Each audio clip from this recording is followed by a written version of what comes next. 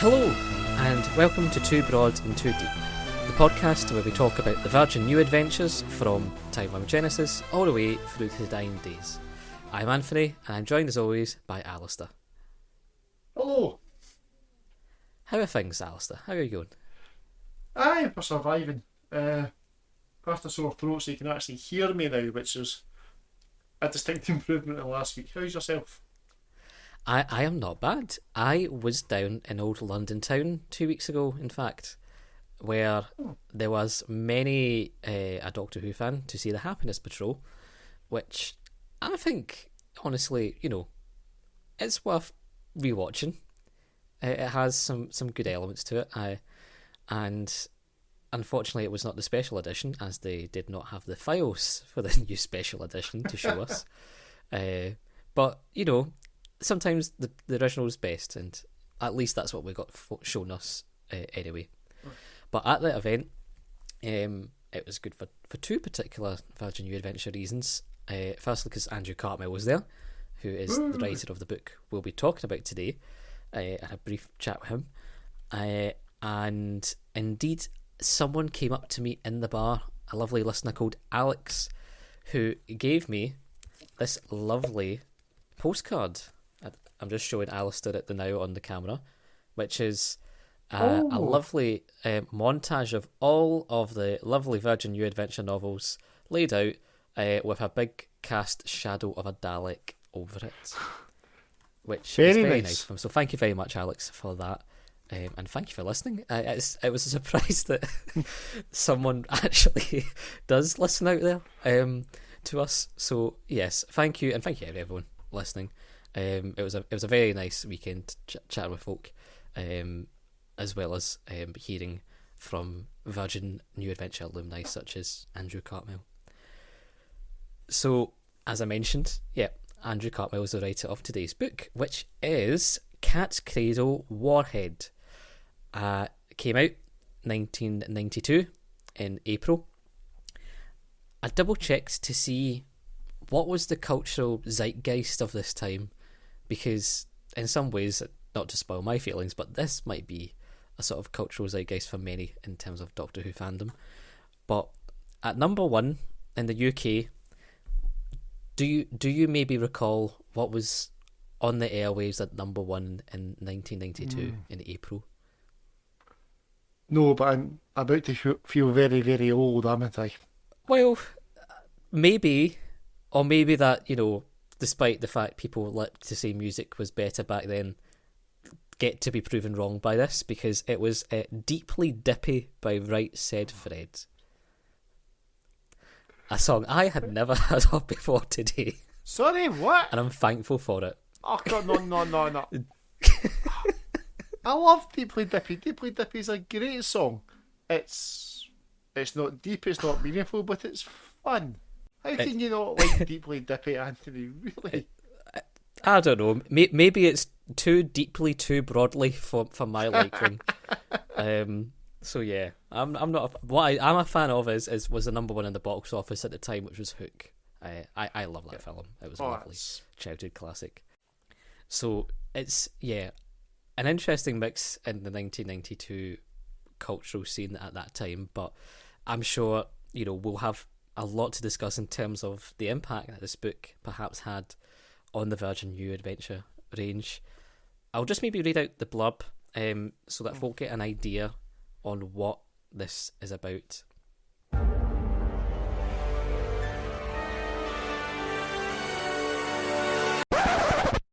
And my blurb has just the back of my book has just fell apart. Oh.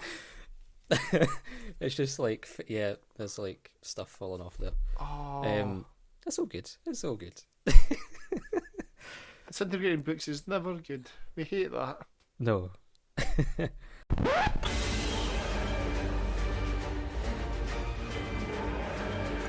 place is Earth.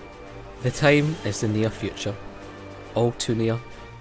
Industrial development has accelerated out of all control, spawning dangerous new technologies and laying the planet to waste. While the inner cities collapse in guerrilla warfare, a dark age of superstition dawns.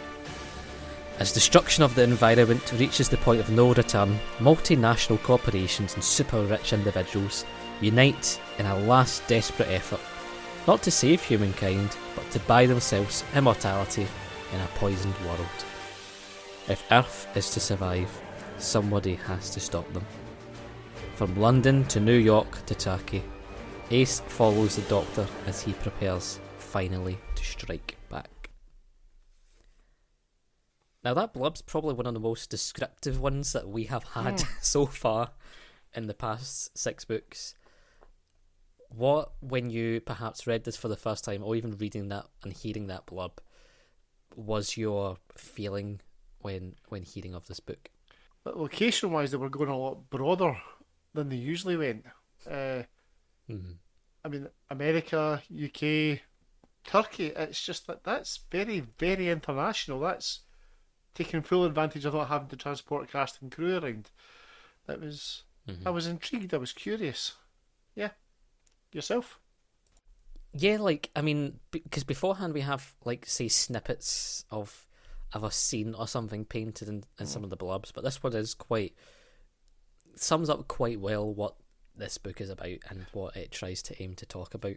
You know, it's quite provocative language and you know, talking about who the real villains of the piece are in terms of the big multinationals, you know, billionaires and all this. So I was quite enraptured by that. Funnily enough, on the other side of it, in terms of the book, on the cover, you know, when I was chatting briefly to Andrew Cartmel about the book, he said he hated the cover. Apparently the artwork is very much not for him. Okay. You know, I can maybe get it because it is visually a wee bit different to what we're used to. It's quite a more static image with a weird image of the Doctor in the background kind of making some graffiti, but I think it paints roughly, you know, this kind of one down world they live in. Yeah, and but overall, I think, yeah, it still is, you know, in terms of a brief kind of glimpse into the book, does grip you in. I want to maybe, you know, get over with some of the plot points about it because it's a very simple plot to, you know, describe, like it says there. Big corporations, they want to preserve themselves. Big elites want to preserve themselves. The Doctor wants to stop that. It's a very, very simplified plot. Yeah. In that sense, but it's not really a book about plot or a story per se. No, it's about. I think that's the main thing I took away from it.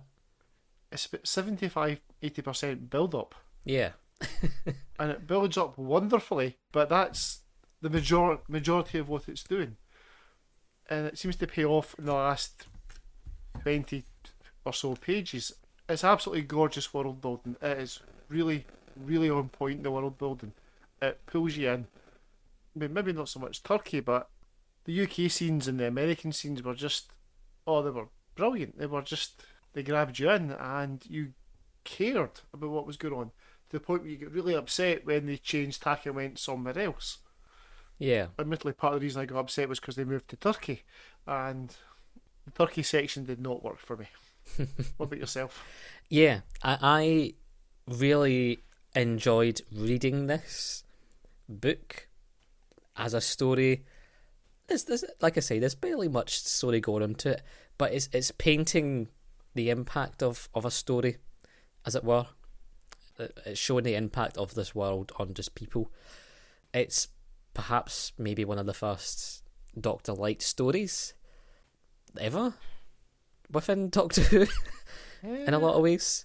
I think a lot of the success that I find within it and things I enjoy about it is exploring this world from the people within that world's point of view, and the Doctor kind of swanders into that situation. A bit like Love and Monsters. And I'm saying that not in any pejorative way. I enjoy Love and Monsters. I'm hitting out with that now. That's two of you I've met now. It's got that same idea of you know, bringing the Doctor Who world from the perspective of just someone living in it, through all these different kind of weaved characters, and it's something I think Andrew Cartmel picks up on. in that the Doctor is a character who could probably solve this plot within a chapter, but you know, if we had a Doctor throughout this book, he probably would do that. And so having to explore it through those characters, through Ace, we get a different flavour of this world instead of just the Doctor comes in, solves it, bish bash bosh. Yeah. And it feels like the future of the early 90s. It's what was going on at the time, the HIV epidemic, the pollution, internet bludgeoning. Cartmel's taken a lot of guesses about what was going to happen, and some of them have panned out and some of them haven't. And the fact that they're still using like VCRs and I think tech wise, he was actually sometimes quite on the ball in terms of certain uses of it, at least, like the kind of video gamization of war, certain aspects about like Apple and all these Apple products that are around the place, and how that monopolizes tech in a lot of ways. VR consoles and all the rest of it. Yeah. When it came to like even things like just like AI in general, there was some good kind of discussion there. There's like VR is used to utilize weapons, and in fact, you know, it's sometimes not even, you know, like technology is used to try and, you know, make this kind of grounded, realistic future, but it's also used to kind of paint a grotesque version of the future to go like, surely we're not going to go down that way. Like one of the characters in particular from the kind of police duo that we have, one of them is I think it's McAveer. He gets killed, his consciousness is uploaded to a microchip, and he's put into a gun. And he still is a character. He still has dialogue through free kind of numbered screen, LED screen that's on the gun. Yeah. So he just feeds out dialogue via that, and it's wonderfully grotesque, but it paints a vivid image in terms of what technology can indeed do, and the worries of that for him. The glare on the mission, I guess, would be the mobile phones and tablet technology, but the wee screen that McAveen's talking through feels like a wee Nokia screen that were how mobiles were at first. I think Cartmel's done really well at extrapolating what he thought was going to come without guessing exactly what the future was going to bring. And he had more hits than he had misses, and at no point did I get pulled out the story by going, well, that's just wrong. That would never happen. Yeah, I mean, he like contextualizes his like potential errors of the future by saying, you know, like Shrila's using old tech because that's all people can afford. So he contextualizes it from that sort of class lens, and I'm like, yeah, that makes sense. Also, I mentioned Shrila just by passing there. Shrila, yes, it's Shrila from The Survival is in this. And it's a bit of an odd one to have. I think perhaps the first recurring character from the original series appear, because everyone else has been really, you know, mind visions and all of this. This is the proper first person to appear in the books, and it's Shrila. And I had, which I wasn't expecting, and I actually had to go and Google her because it's like, I obviously know her from somewhere. She obviously knows the Doctor. Is this a reference I'm not getting? And I bloody love Survival, and I didn't click it was her. Yeah. I really enjoyed that whole scene of the Doctor sitting by someone's bedside and basically treating them as a resource. Oh yeah. Knowing this is the end point, coming in at the right point, this is the any Doctor that people talk about, the dark manipulator, and it was just... Yeah, I mean... It was atmospheric. It's very much, and you know, like, the use of Shrila as that first example, you know, the fact that she's the first recurring character, I think, for someone like Cartmel is to be like, oh, you know, we're not going to bring, you know, big guns. Oh, look, it's going to be, you know, Romana, Sarah Jane Smith, blah, blah, blah. It's sort of someone who was from that grounded, kind of realistic background with Ace, and that's because that's his intention with characters, is to focus on those people, not the big, you know, highfalutin people. And that's what the Doctor equally does in this. Like you say, like he is someone who focuses on the kind of grounded people in this world, but like you say, uses them for his advantage to get to his like ends, because he knows what situation they're in. He's exploiting this situation. Shrila in this book is dying and wouldn't do this otherwise. Like she has moral standards as I think she's a science journalist in the book. Yes. And, she has standards on that, but she's dying, she doesn't care anymore.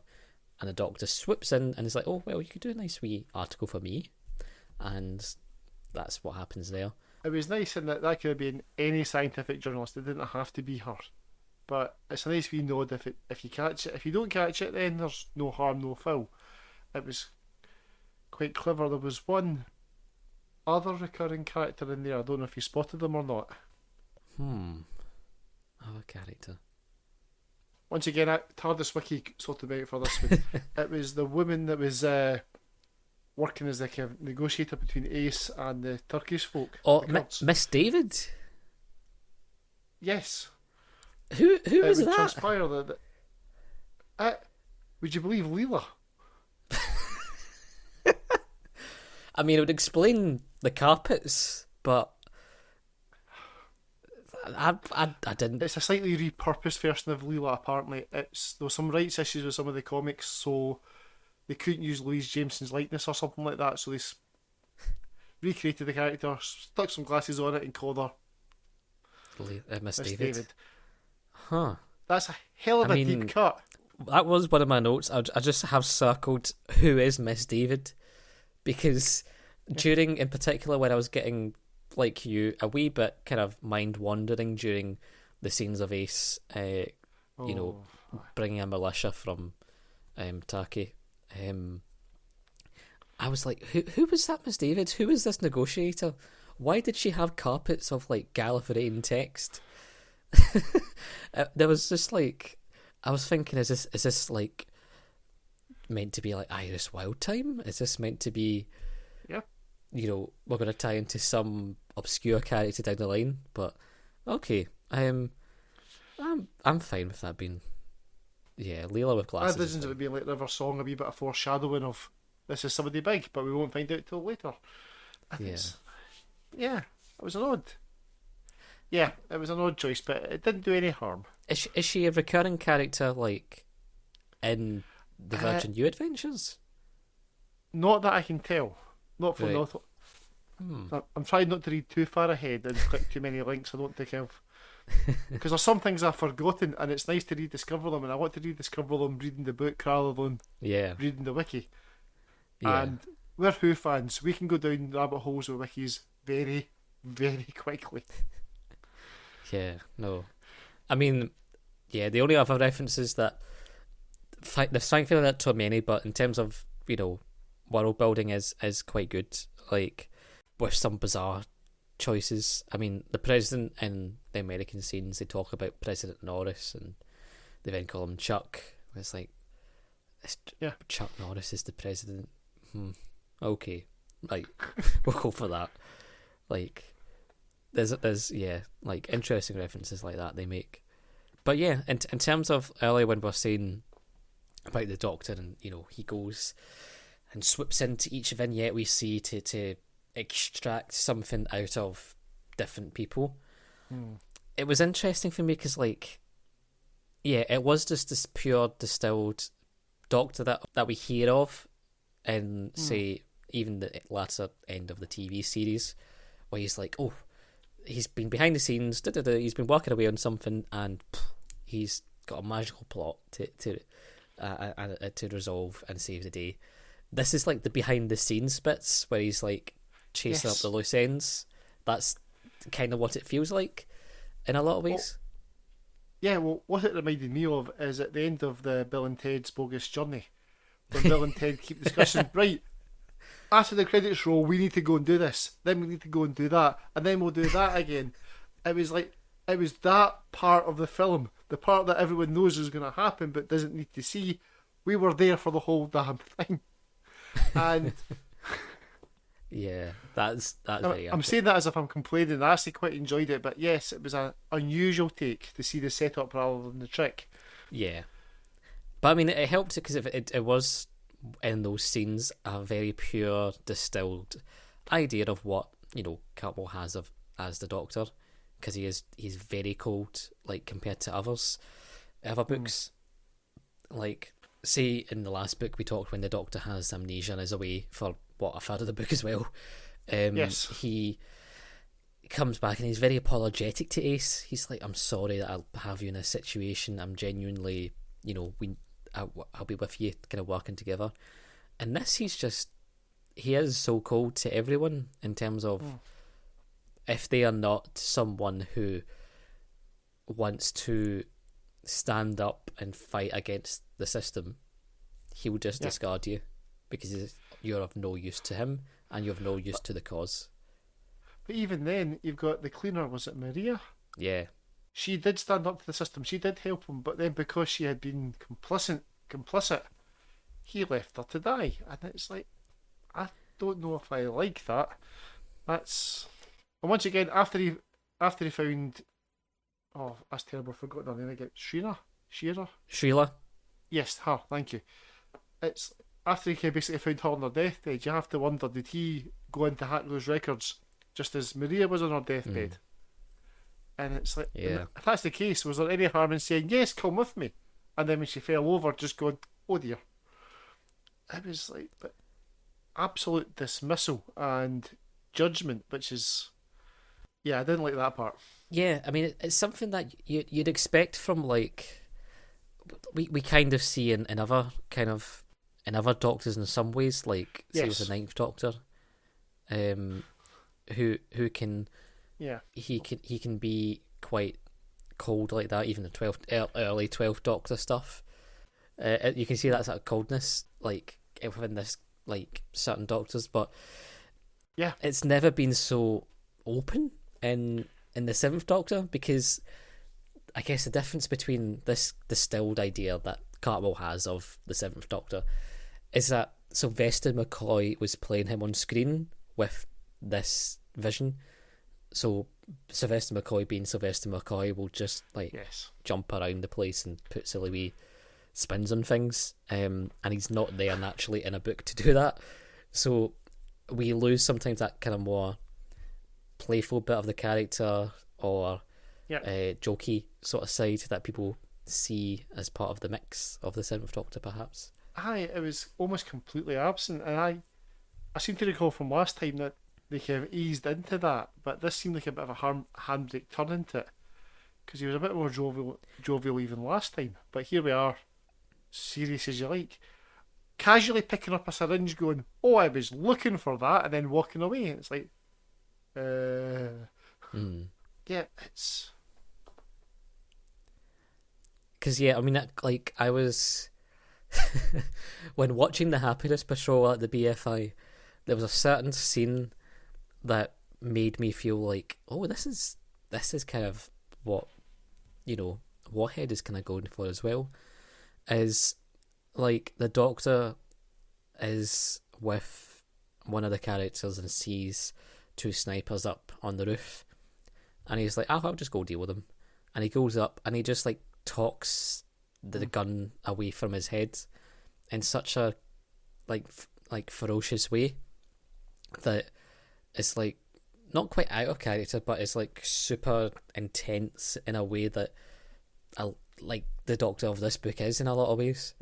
So it's not entirely uncharacteristic of the 7th Doctor. No, it's just it's dialed up to such a level that this is the version we focus on of his character in this. Yeah, which made me wonder if this was Cartmel thinking this was his last shot at the Doctor, and just to get it all out there all at once. Well, yeah, I mean, what's the thing? A lot of folks say, oh, well, this is, Cartmel just wanted to maybe write a sci-fi novel and tacked in the Doctor and Ace perhaps within this to make it a Doctor Who one. And I think even sometimes he's referenced that, and I'm like, well, not really, because he still had like a similar, when we were talking about the Doctor Light stories, like it's got a solid function for the Doctor and Ace within this to carry out the plot.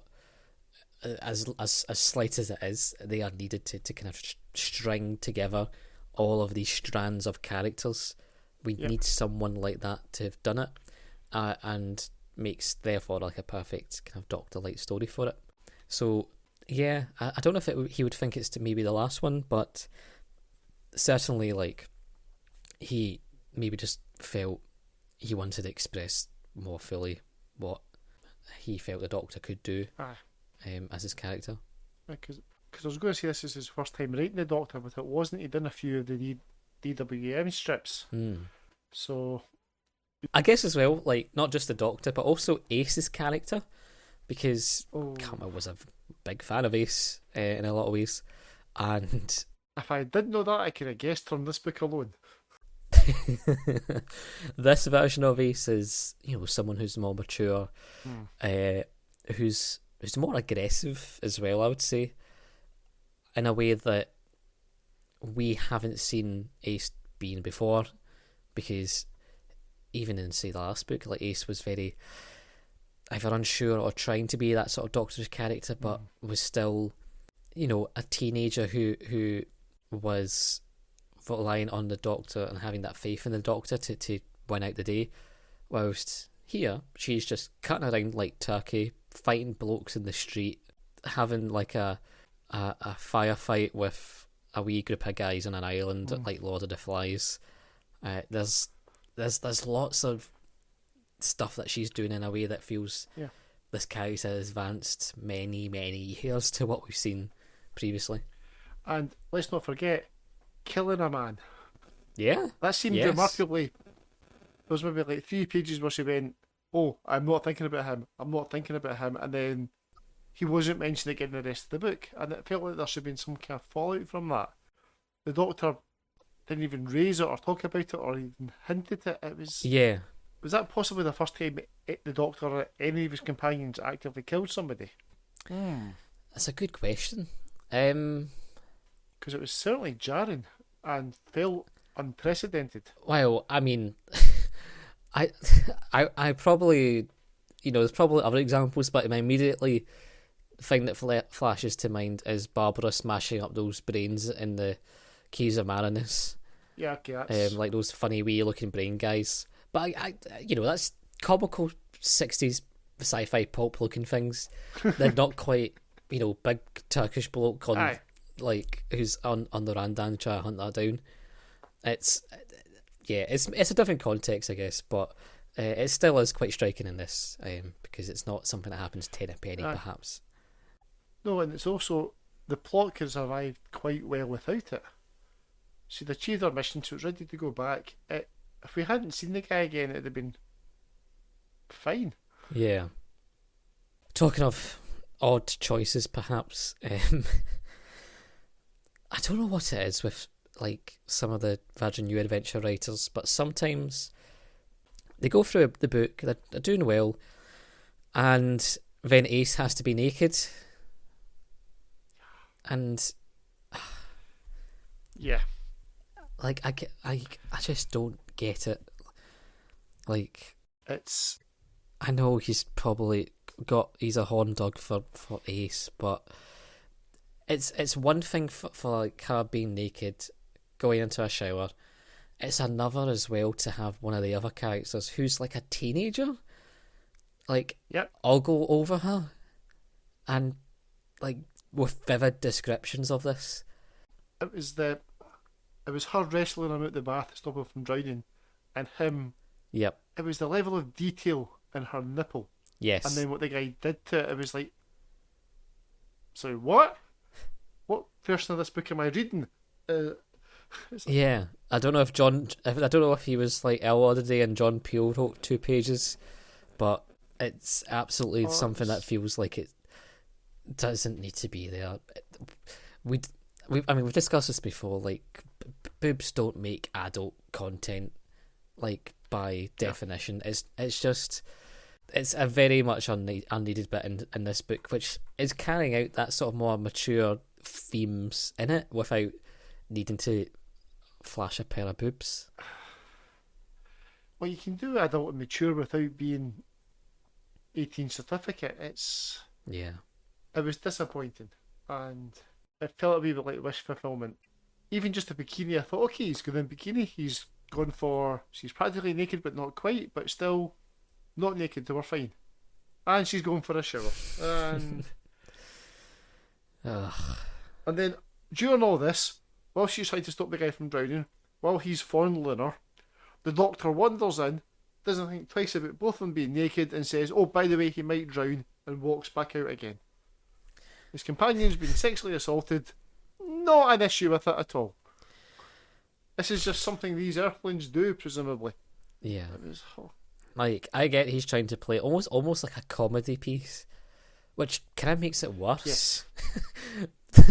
I think in one interview he did with the New Zealand fanzine Time Space Visualizer, he says how he's trying to make it as a kind of light-hearted scene, and it's like, well, that's it just paints this as something that you find jovial and you know, entertaining in some way to experience in a book, and it's like, who's again the audience of this? Like, are you aiming for like Doctor Who fans? Are you aiming for a general audience? Are you aiming for weird pervs who want to see Ace naked? Because so far you've got 2 out of 6 on that. well, see, my worry is that maybe hit a chord. The worry that maybe it went down well with some of the fans. It's Yeah. uncomfortable as that thought is. It's Yeah. I mean, on the other side of things, I guess, with other characters in the book, we have Vincent, who we've mentioned. Now, in terms of the Doctor's main plan, he is wanting to bring down the big bad companies, and you might think, oh, you know, he's going to use traditional means of a weapon. And he kind of does, but it's a weapon of this child who has telekinetic powers that can hold onto someone's body and feel what they feel and channels that through some sort of like psycho-telekinetic energy that causes everything to go mad. Yep. What did you think of his character as, you know, one as a person and then his, you know, abilities and such? Oh, that's 2 very separate things, isn't it? Because that's actually a really good question, because character wasn't overly fleshed out. Kind of stereotypical nerd with, I'm buying computer games, I want to get this comic, and oh, by the way, my daddy hurt me. And I hurt him with my telekinesis, and I'll make this bicycle come to... Now I'm saying all that, there is actually a decent amount there, but I just didn't quite... It didn't feel like there was a decent amount there. Yeah, I mean, his character... we do spend a lot of time on Vincent's backstory, a wee bit too late in the book, but we do.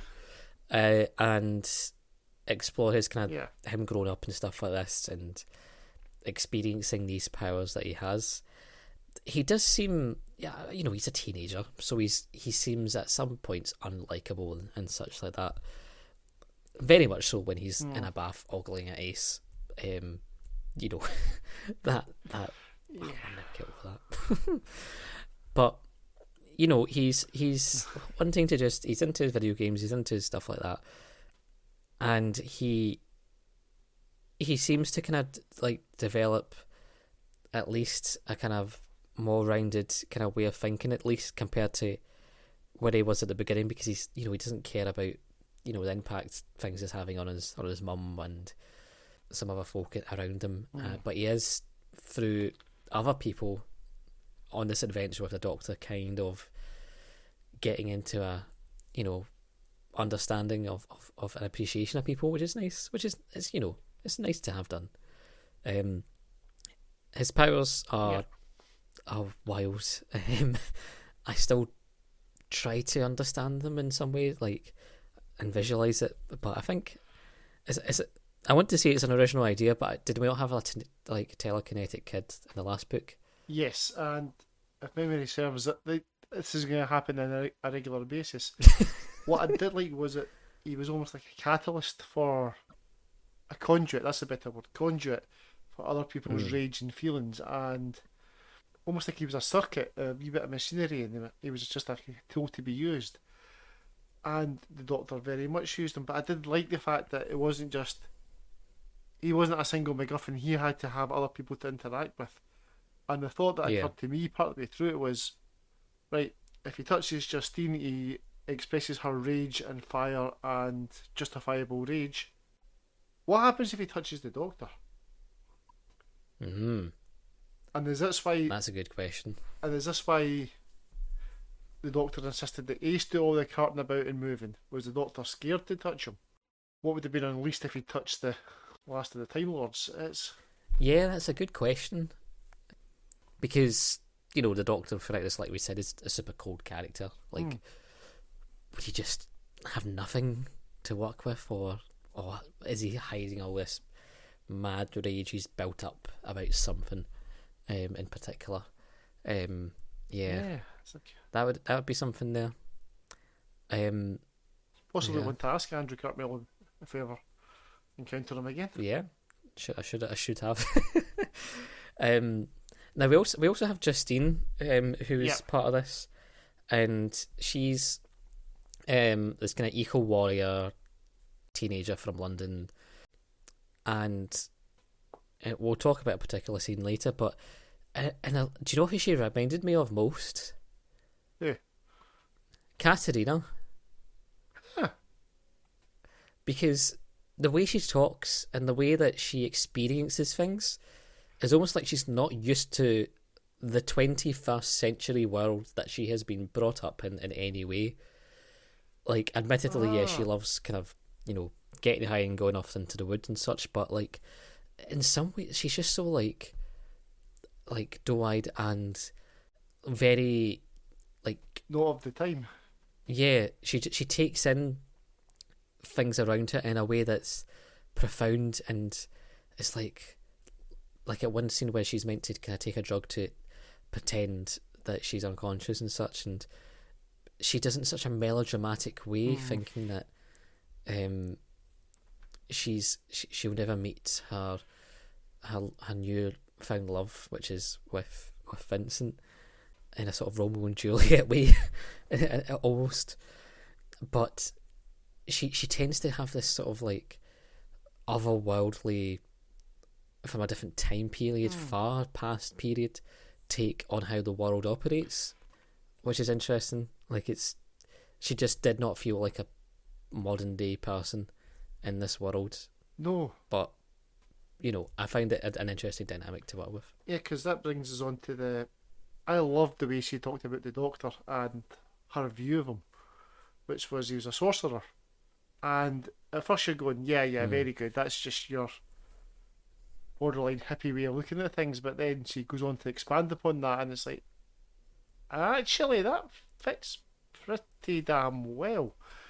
I really quite liked her as a character, but I felt on occasion that Cartmel was maybe stereotyping it. Like, she's an eco warrior, therefore she must have dreadlocks and be angry at everyone all the time, and it's like, yeah, really? I think there was some quite strong stereotypes taking place. You know, the main villains of the piece, as it were, is the big conglomerates that we talked about. One in particular is the Butler Institute, which is run by a guy called O'Hara, and yeah, he's just your stereotypical business boss man. Yeah.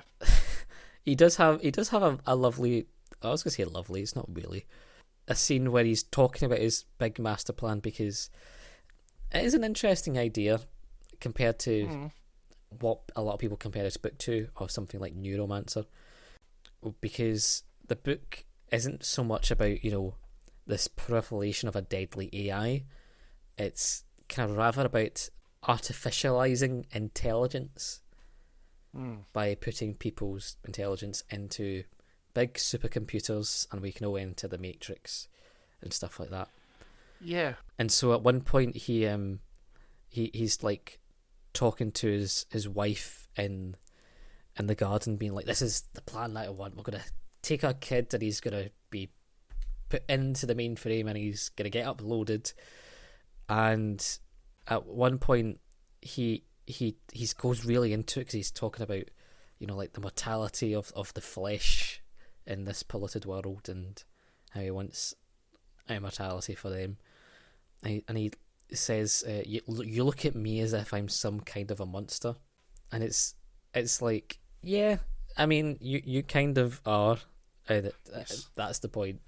But he's like so affronted, because he thinks he's right. He thinks this is the natural step of evolution, and in a a business world, like, he'd be surrounded by yes men who've ticked all his corporate boxes to have signed this off. So him getting any look of disagreement is an affrontal to his belief, which I felt quite nice. But yeah, and it was quite discomforting how little has changed in terms of the super rich, because that could easily have been Trump or Musk or Bezos. It could have been any of them. It was, although how I pictured them was actually the Elon Musk type character from The Glass Onion, as played by Ed Norton. yeah, It had that kind of vibe to it, and it was. Now, there's a lot of really nice fleshed out characters in this, and a lot of nice character work, but he almost felt like a placeholder. yeah. I think it's because there wasn't too much you could play with that character. There were other ones in the Butler Institute that I think Andrew Cartmel quite liked writing about. Yes. Stephanie in particular, I think, was a great example of that. She's basically, she's trying to work her way up to the top within the Butler Institute. She wants that top job. In fact, she quite literally wants O'Hara's gaff at the end of this and such.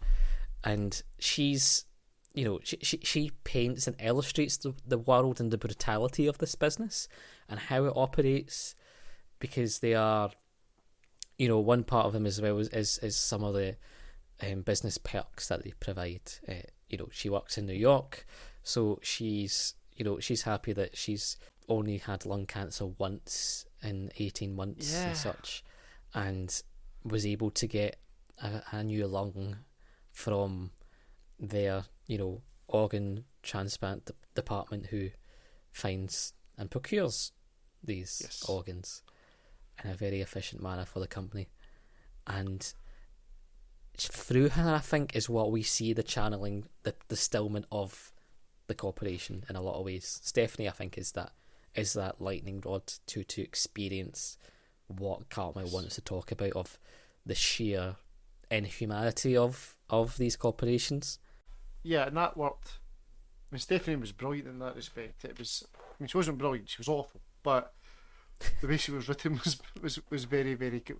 I really liked her as a character in that respect. And Mulray he drew me in. I thought he was just going to be a regular goon, but he ended up developing a conscience, getting steadily uncomfortable. He wasn't. Yeah. And when he suddenly turned on everyone at the end, it wasn't I didn't see that coming. It was like, finally, thank you. And just wee touches like Stephanie having the firing pin removed from his gun because she knew he was going to crack. It was like, the fact that she was enjoying torturing him, that she knew he wasn't enjoying himself, and she was quite happy twisting the screw and making it all the harder for him. That was a nice wee dynamic that didn't have to be there, but it was quite nice that it was. Yeah. Now, as much as Stephanie in particular encapsulates a lot of the evil and inhumanity that they try to portray of the big corporations, there's one bit that did. I sat and read it, and I was like, yeah, that would not happen. And it was near the end where, for O'Hara, he's got this kind of wee conglomerate of people across the world he talks to. Yes. Kind of via Zoom. It's like you get a big Zoom call basically kind of come up, which is, I'm like, yeah, fair enough. That was pretty on the money, yeah. And he's very innovative stuff, and Cartmel as usual. And all of them are like, oh god, the word's getting around that the planet, we can't take much more. That we have to reverse this. So we have to therefore, change course. We have to be stopping the pollution in this planet. We have to reverse what we're doing. And I'm like, I've sat and, the amount of front pages we've seen already from scientists being like, 1.5 is the not dead zone. We're going to get to the point of no return on this planet. And everyone's just kind of meh. No one cares really. Well, to the way that the corporations think they do in this book. It's the fact that this was enough of a plot point. This was well known enough that it was a plot point that they could write about. This was going to be a big thing in the future. We knew enough then, and we're now so many decades later, and we're still in the same place, and the general public has got. I'd like to think we've improved a bit, that we are trying a bit harder, but by and large, there's still an awful lot of people going, it'll be fine. What do the scientists know? What do the Greens know? What are these protesters even worrying about? And it's... Yeah. I mean, I don't know if it's because I'm a bit cynical, because, spoiler alert to folk who might not know, I'm a Green politician in Glasgow, and so, yeah, I see that this stuff kind of hit out through different outlets or whatever all the time, and it's like, yeah, like, warnings are sent out, people get the knowledge out there perhaps, but intrinsically, like, these corporations can still make a buck out of the current system, and if these were, like, in the book, say, like, Shell and BP and whoever wanting to download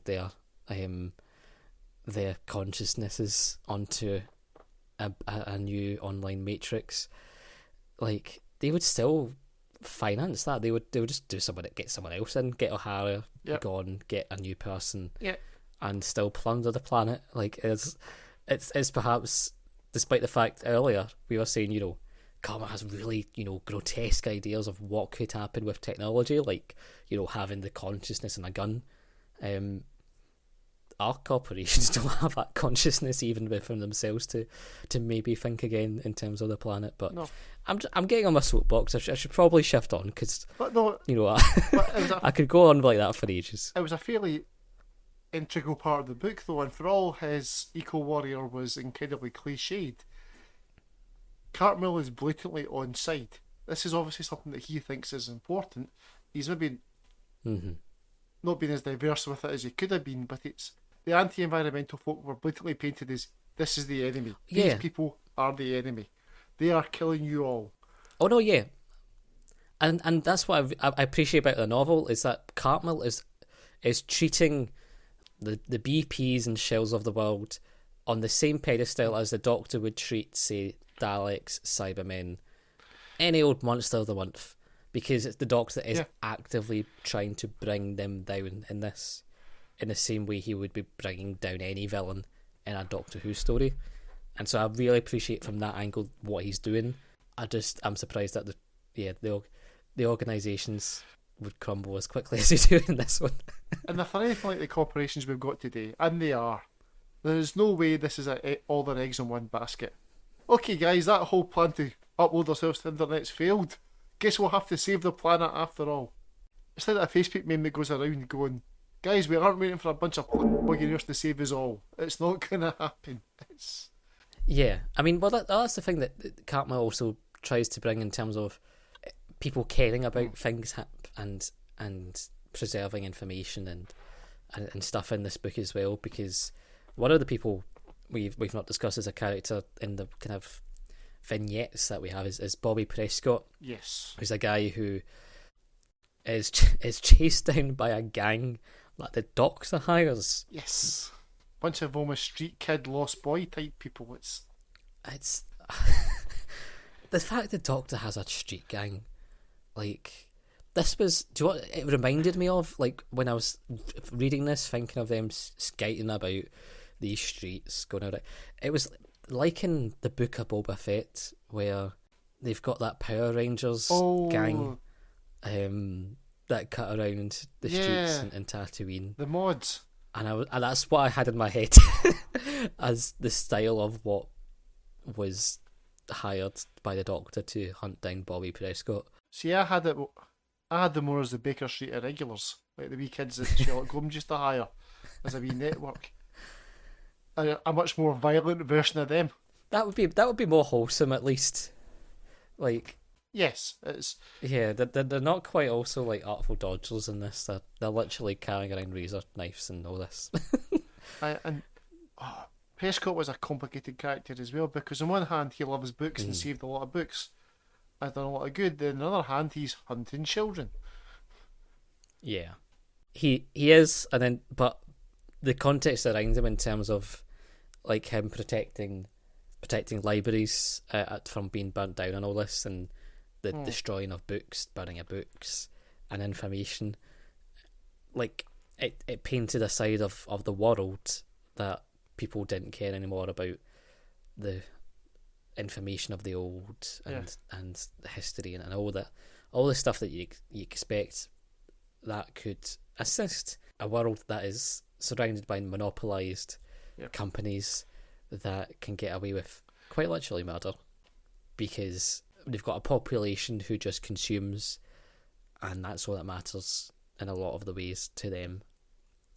And I thought that's what we were going to go down to in that way as well, because we do get this painted nihilistic world, but maybe it's not nihilistic for reality. Once again, Cartmel pretty much on the money with people will disappear into their devices and stop reading books and interacting. That's a pretty good call from 1990. Mm-hmm. Was it 91, 92 for this? 92. 92, yeah, so it's like, yeah. That's a very extrapolation spot on, sir. Very impressed. Yeah, and even in terms of the other forms of indoctrination that he mentions, like, you know, that we mentioned the rich kids on the island who are these Americans who are there trying to pretend they're big army men when they're really just wee guys, and they're playing video games there which are kind of VR and are bombing, like, just specifically and targetedly foreign cities. The same on, you know, their morning TV programs with Jack Blood, this big kind of serial killer character that the kids go wild for. There's this kind of indoctrination of violence and malice to others that's kind of filtered through in the books as well. That I find quite complementary to that vision too. Now, I guess at this point, we're going to try something different on this podcast, and that's maybe just kind of highlighting a particular scene or scenario in the book that we both liked, that, you know, I think kind of encapsulates a lot of what we feel in this book. I don't know if maybe, Alasdair, if you want to talk about your kind of key scene that you thought was, you know, this is where the crux in this book that we can see. If you'll forgive me, I'm actually going to read out a wee section of it just because I'm no Andrew Cartmel, so we'll go with what he's written down. And it's Justine talking to Ace, like we mentioned earlier, about interpretations of the Doctor. He is a sorcerer. He makes realities to accommodate belief systems. He knows you couldn't stand the truth. That's why he had to invent that story about Vincent's powers. All those words like telepathy and telekinesis. Do they explain anything? Those powers are clearly a black blessing. They're conferred by the Lords of Hell for use on this plane of reality. Justine sat in the bed and took the sleeping boy's hand in hers. And now you've made me angry, so that's what I'm going to do to you. She looked up at Ace, and Ace found it hard to meet that unwavering dark stare. The Doctor, your friend, he has powers, said Justine. Listen, maybe I think it would be better if we just stopped talking, said Ace. He has power and you know it. How did he account for that power? What did he tell you? You have your necessary illusions as well, but in your case they involve science. You don't believe in magic, but you believe in machines. So when he explained himself to you, he used your terms of reference. That's the way a sorcerer behaves. Let me tell you something about yourself, said Justine, speaking quietly from the bed behind Ace. When you were a kid, your favourite reading was science fiction. Maybe books, maybe comics, spaceships, time travel, that sort of thing. Standing by the window, Ace felt a cold chill along her spine and in the pit of her stomach. You work from a paradigm of technology, so when he encountered you, he offered a description of reality which worked with your terms of reference. Let me guess. He said he was some kind of eccentric scientist, a mad inventor. Ace said nothing. She didn't shake her head, she didn't dare move at all. Maybe if she didn't move, Justine would stop talking. But Justine didn't stop. Did he say he was an android? A wise and powerful robot? An alien? Now she stopped, sitting there on the bed and staring at Ace's face. Then she laughed with genuine pleasure. He's from another planet. That's what you believe. Shut up, said Ace. You don't believe in magic, but you believe he's from another planet and you're his girl companion. Shut up. Ace was turning away from the window. And that thing in the cellar, the door, the gateway to other worlds, how does he account for that? A spaceship? A time machine? That was just gorgeous, gorgeous. I mean, this is Alasdair back now, not Andrew Cartmel. But that was just... that was brilliant, because all those things are true. The sorcerer interpretation makes just as much sense as the science fiction one. The TARDIS being described as the gateway to other worlds. Yes, that's exactly what it is. You walk through it and boom, you're in another place. Yeah. And the sorcerer's interpretation makes as much sense as travel in the time vortex. It's... I mean, that scene in particular was what made me feel, like I said earlier, that made me feel that Justine was kind of like Katerina. Like, she may as well, call, like Katerina did, the TARDIS the temple, if she ever saw it. I could see this sort of conflict of beliefs in that way, which was... it was a brilliant encapsulation of that spirit that he liked to pepper through even the TV show. Yes. Oh, it's the Lords of Hell. When the Time Lords by any other name would be just as pompous. Yeah, I really liked that, and it was... Yeah. Yeah, a nice wee digression, that one. I liked that. Mm-hmm. Yeah, and it doesn't even... Because I know folk might think, well, it's quite set in stone now with all the TV show lore going into a lot of stuff that about the mystery of the Doctor and such like this.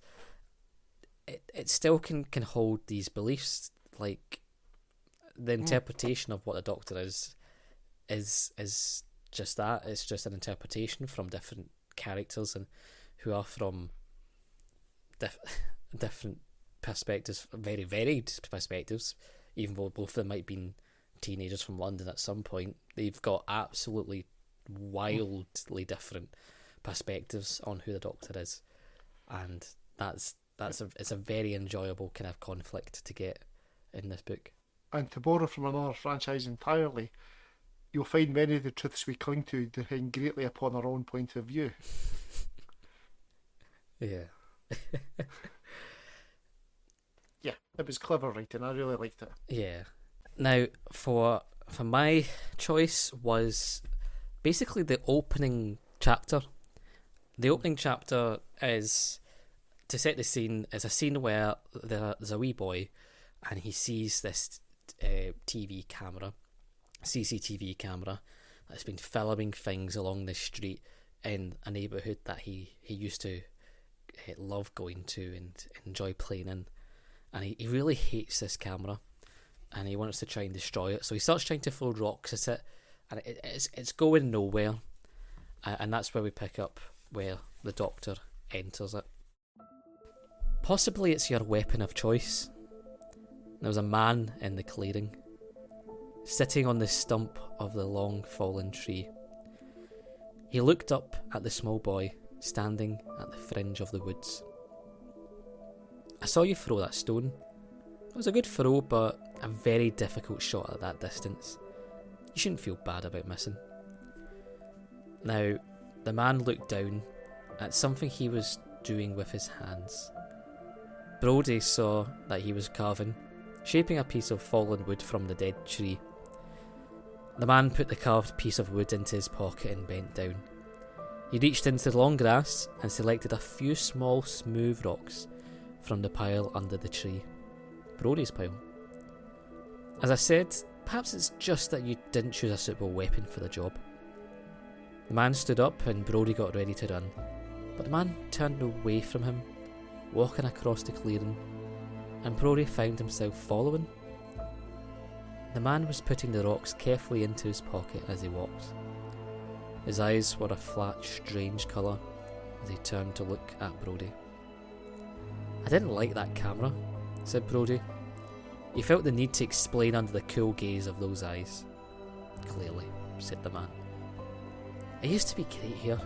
I used to have a fort in the woods. I built it myself last summer. And then the company came, said the doctor. The building across the valley, said Brodie. They were walking side by side now, the man and the boy, like old friends back into the shadows of the woods. There were trees over the mountain. Now they're gone and the squirrels are too, mostly. I don't even live here, but I can't stand to see somebody wrecking it. I know exactly what you mean, said the doctor. The doctor? Brodie tried to remember how long he'd been calling the man that. It was as if someone had whispered the name in his ear. No, it was as if it had been gently poked directly into his mind. A wind was gathering behind Brodie, rushing up through the thin trees. The woods were turning cold, and suddenly Brodie realised how late it was. The sun would be going down soon. Brodie shivered, his skin prickling. He remembered the stories he'd heard about the witches and ghosts that once lived in the Catskill Mountains, wandering these dense wooded hills. The man, the doctor, had stopped walking. He was looking at Brodie. Brodie didn't move. I'd better go home, said the boy. The doctor held out his hand and showed Brodie the piece of wood he'd been carving. Do you know what this is? Brodie stared at the shape. A slingshot, he said. Oh, a catapult, said the doctor, walking back towards Brodie, holding out the piece of wood. All it needs is a strong piece of elastic rubber. The doctor smiled. His eyes were calm. I wonder if you could help me with that. He carved the wooden slingshot frame to Brodie. It was nicely carved, the smooth wood fitting neatly in Brodie's hand. Feeling good there. Feeling right. Brodie looked up at the doctor and smiled back. Now that's just a wee bit of that chapter, but you get the sense from the doctor's introduction there to the scene, just what he's doing. Similar to all the other characters, he's coming in, he's influencing someone to get something done, but he does it in a way that's empowering to this person instead. In particular to this child, because the child is wanting to actively do this anyway, and the doctor just comes in, he provides tools, and Brodie does the actions, which kind of perfectly encapsulates what the Seventh Doctor kind of is about in a lot of ways. He comes on the scene, he empowers someone and helps them to kind of save the day, and it sums up the Doctor's character in a lot of ways. And hearing it again there, it's a nice wee bit of foreshadowing. The Doctor provides a weapon and gives it to somebody to fire. He essentially gave Vincent to Justine to fire. Yeah, exactly. And you get it again at the end of the book where Brodie reveals that the catapult's been broken, and the Doctor just looks at Vincent meaningfully, and it's like, oh. Exactly. Like even the line at the end of that chapter, like in the first chapter, when they succeed using that catapult to smash the camera, he just says to Brodie, "You see," said the Doctor, "it's all a matter of assembling the correct weapon." Like there's a lot of foreshadowing from that first chapter of just what the Doctor's doing, but also just in general what the Doctor, in particular the Seventh Doctor, does as a character. There's also a nice wee bit where the Doctor's name just appears in Brodie's mind. Yes. That I really liked, because that happened a few other times as well, where he doesn't go for his "hello, I'm the Doctor." It just he goes in and starts acting, and people suddenly know he's the Doctor. It just feels right. Yeah, and then in that chapter, like, you know, Brodie just does have that realization. He's like, the Doctor? How did I know that? And because it's been planted there, and it's such a wonderful mechanism that you could only kind of do in print in that way. Yes. Well, that wouldn't work in any other medium, be it comics, Big Finish, or the show itself. And speaking of the show itself, things I found out while reading a wee bit of TARDIS Wikia, the Butler Institute made it into the new series. Did you know that one? Yeah, that was impressive. Yes, it was in the Poison Sky, Yeah. in the background of some shots, if I remember. But I counted from having seen it recently-ish.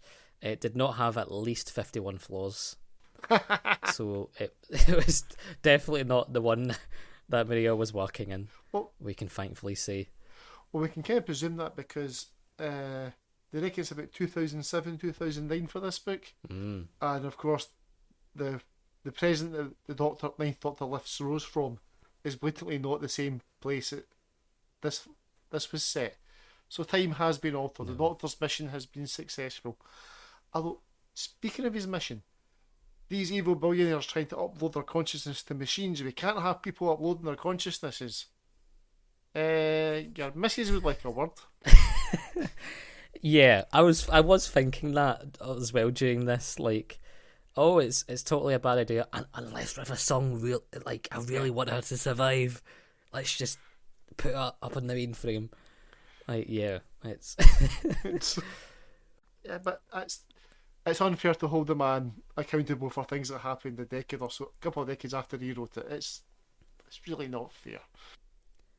no, and his idea in terms of like the preservation of the elites is the main driver of why he's doing it. So I'm totally behind what Andrew Cartmel was up to there. Yeah. And I know that we've talked about him quite a bit throughout this. In terms of his writing style as well, and as a writer, I think this is his first book.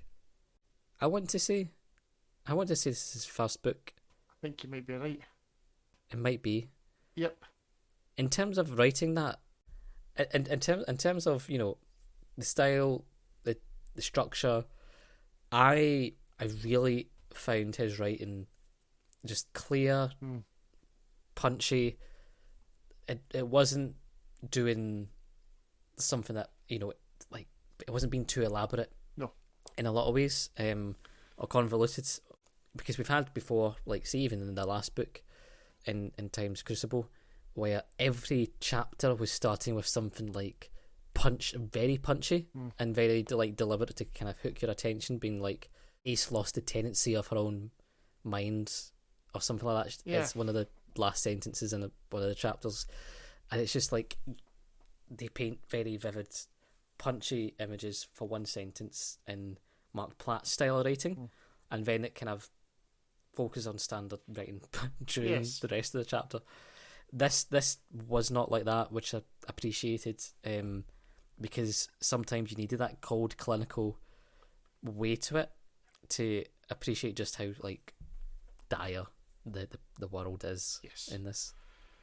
Although there was a lovely consistency to it. I'm always surprised by how well it reads, especially given that Cartmel was a story editor rather than a storyteller, and it's apparently he used both.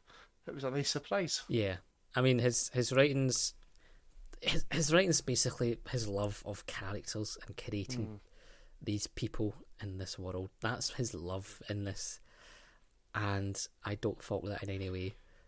He makes very engaging characters to not like, because a lot of these people in these books are not likable, but they're realistic. They're people you can go, yeah, and I can see who that would be in my life. I can see these people, and that's the key part of world building in this.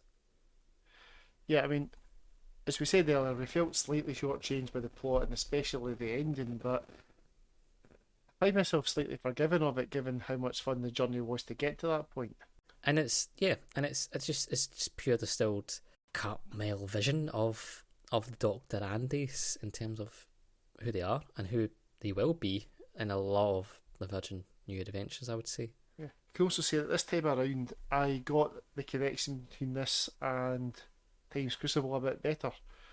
Because the first time around it was like, no, don't get this at all, this makes no sense, this is no connection here at all, and it's like, this is what the Doctor does because he's bored, because the TARDIS is regrown from the last book. This is how the Doctor kills his heels, by leading a small revolution and doing some industrial terrorism. Okay, that makes sense to me. Yeah. And the Banshee shirkets persisting as the cat's just a nice touch. it kind of makes you wish the cat had stuck around a bit longer. Yeah, I mean, well, that's the thing. We've talked over an hour and have not mentioned Cat's Cradle because thematically is the connection more so than anything of it. Yeah. Like, there's certain themes that come through, like we've mentioned in terms of just telekinetic kids, I guess, and ideas like that. Than like physically, here's the cat, and the cat will play a pull-up point. Nah, doesn't need to. It's just a cat. There it is. Voila. I was fine with that. Yeah, it worked absolutely fine for what it had to do, and it was fine. And what I had forgotten about as well is that this is book one of the Andrew Cartmel's War trilogy. So it's simultaneously book two and book one, which is very timey-wimey and very Doctor Who. Exactly. So I will look forward to those when they come down the line, because I have not read them. We've vanishingly got to, because I think I've said before, I've only done a few Virgin New Adventure novels. The next ones coming that I have read before have been Nightshade and The Also People and Conundrum. That's the three, I think. Oh no, and Head Games. I've read Head Games as well. So that's the four that I have read in the future coming. Everything else, bit of a blank. So I look forward to this new trilogy that will appear through Andrew Cartmel's writing. Now, we did get quite a few comments about this, actually. It seems I saw that. Quite a popular book for some folk. So I'll kick off, just, talk about people's thoughts from Twitter. And we've got James Hadwin Bennett, who says, people complain about transit. This is 100 times worse. Inconsistent characters, virtually Dr. Ace free, outside all known Who continuity, and pretty much an underage sexual assault scene. Probably the worst Who book I've ever read. That's a bold claim. I'm going to give him the underage sexual assault scene. That's fair, but the rest of it, I'm not on the same page. I'm afraid. Sorry, no. It's the worst. There's so much worse Doctor Who novels out there. Like, go back and listen to how much we struggled to finish doing Time Worm Genesis. Yeah. Anyway. Thank you for your comment, James. Yes. Thank you for listening. We appreciate it. Next, we've got Alex Wilcock, who is the lovely Alex who gave me that lovely postcard. He says, one of the things I love most about the Virgin New Adventures is how far they expanded what Doctor Who could be. Warhead, I remember, for expanding too far for me on first read. So dark it really put me off. But since then, it's the New Adventure where my opinion's most risen. Brilliant. Next, we've got Dave Kitchen from the Doctor Who show. And Dave said, the most 90s book that's ever 90'd. Full of lots of 1990s concerns that were all big deals in the 1990s. And I'm sure they were. I barely was cognizant for them, as I was at best 2 years old for the end of the 1990s. So yeah. Those issues still prevail today, at least. Yes, sadly in some cases, but yes. Oh, sorry, I missed some of Dave's comment there. He also says, would probably be stronger without the Doctor and Ace. And at this point, are they even pretending Cat's Cradle is a trilogy? Which, I mean, if you were a reader who is, you see a titled book and the subtitle being that, you would think there's going to be something about an exploded TARDIS or a cat or something, but not quite. Mr. the Magnificent says, 2/3 setup, 1/3 plot. Essential reading in order to understand Cartmel's trilogy of New Adventures, but underwhelming and more like a gritty police procedural than a Doctor Who novel. Oscar Groucho, says a sidestep into early 90s dystopia that pulls somewhere between J.G. Ballard and Dennis Potter's Cold Lazarus. Ooh.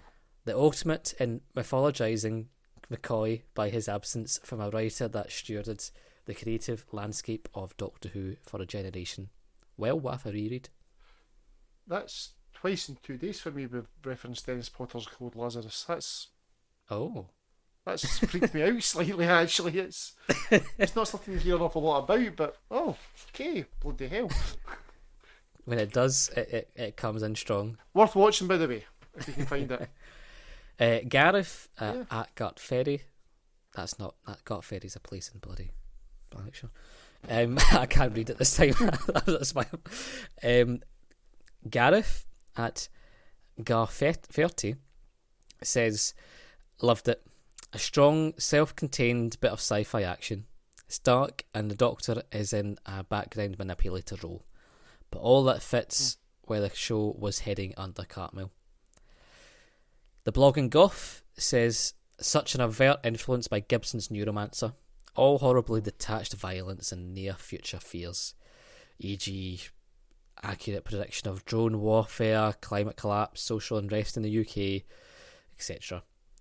The earliest appearance of the Machiavellian Doctor. Disturbing, but intriguing. Bernard says, superb and another definitive V&A. The Cartmel-verse trilogy is excellently written in terms of prose and quality.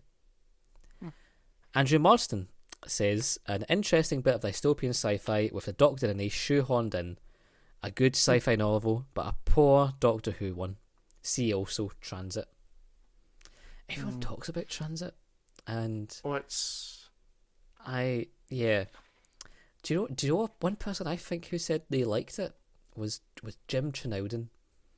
So Jim, please correct me if I'm wrong, but I think maybe drunkenly in the BFI you said that, and if you wish to have a talk about it, please do give me a message, and you're welcome to join us on that. Yep. We've got Doug Riffle, and Doug Riffle says, probably my favourite new adventure so far. Seemed a little muddled towards the end though. And finally, Stephen BG says, Cartmel seemed fond of putting Doctor in the background. Personally, prefer my Doctor front and centre. So that's everyone from the Twitterverse. Yep. Alasdair, I think you've got some folk over on Facebook. Yep, I do. We'll start with Ross Moore. So well written, it just flows exceptionally well, and everything segs together at the end. I don't even mind the undoctorish Doctor, as it makes him genuinely creepy. Not an approach that would work in every story, but fine every now and then. As part of a wider series, the characterizations of Doctor and Ace, way out there though. Compare that with the next book, LOL. Okay, fair. Yeah. Johnny Riley with one of my favourite Doctor Who artefacts ever. So many memorable scenes, the bicycle, the white monkeys, and more. We didn't talk about that bicycle scene. That was so part of Vincent's powers. He is able to just, transform things with his telekinetic powers, and makes this sort of walking golem statue thing all out of a bike. And it's like, that's some proper good stuff. Yeah. Proper murder bike, yes, that was. Nathan P. Linsell told us that this was the first any book he bought and read as a kid in the 90s. Cool. Very good. That's what I love about Doctor Who as a whole, though. Every single thing is someone's first Who. It's personal and relatable to somebody. Stuart Smith really enjoyed it, much better than the one that came before. Once again, opinion is very much subjective. I think I would agree with that. Yeah. Yeah, I